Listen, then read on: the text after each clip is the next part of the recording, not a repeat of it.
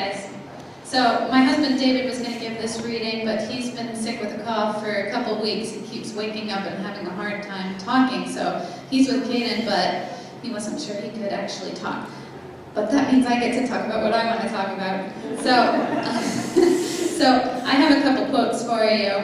The first one is, love is something you do for someone else, not something you do for yourself. That's a quote by Gary Chapman from the 5 Love Languages. And is anyone familiar with that one? A couple people, yeah. So think about someone that you feel very close to. We often think of love as something we feel towards a partner or a child, but it could be anyone that you have a close relationship with. Now, try to imagine that you want to do something to let them know how much you care about them.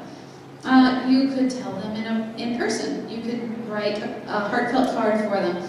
You could give them a gift that you think that they would love. You could help lighten their load by doing something to help them.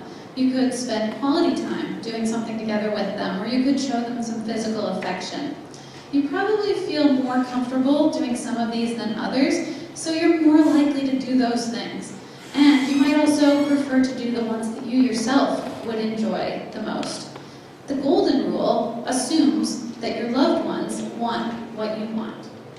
But instead, the best thing to do is to first try to understand the other person's perspective. That's one of the things that Chapman talks about in his 5 love languages.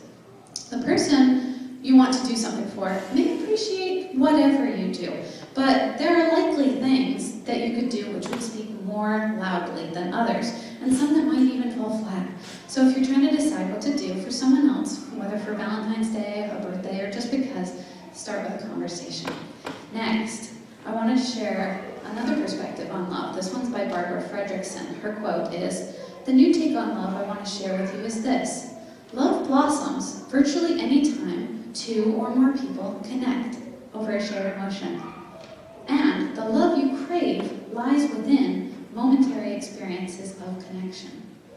So Fredrickson is a psychologist. She does research, and in one of her studies, she asked her participants to do a 7-week workshop. They learned and practiced a form of meditation called loving-kindness meditation. You can try this if you want during our moment of reflection later in the program. The practice involves mentally wishing for the well-being of those around you. You start with the people that you feel closest to, and you reach outwards. You can do it for your family members and friends, as well as people you don't know well, or even people that you disagree with. The specific words don't matter so much as your intent for them to be happy and healthy. She says, "When people completely new to meditation learned to quiet their minds and expand their capacity for love and kindness, they transformed themselves from the inside out. They experienced more love, engagement, serenity, joy, amusement, every positive emotion we measured." After doing this loving kindness meditation, people had a more open and inviting posture, breathing, facial expression, intonation. They were more likely to see things in a good light, give people the benefit of the doubt, be optimistic. Fredrickson went on to say that the biggest boost that they saw in positive emotion was when they were interacting with others. She says, "The kind-heartedness they learned to stoke during their meditation practice warmed their connections with others."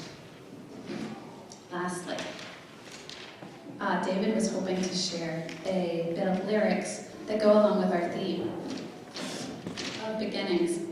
I used to take these lyrics at face value, as I think many people did, and then yesterday I looked them up and found out that the artist had a hidden meaning.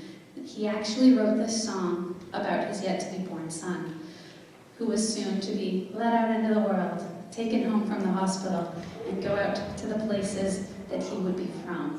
So I wanted to read, or maybe sing a little bit. Closing time, open all the doors and let you out into the world. Turn all of the lights on over every boy and every girl. One last call for alcohol, so finish your whiskey or beer. You don't have to go home, but you can't stay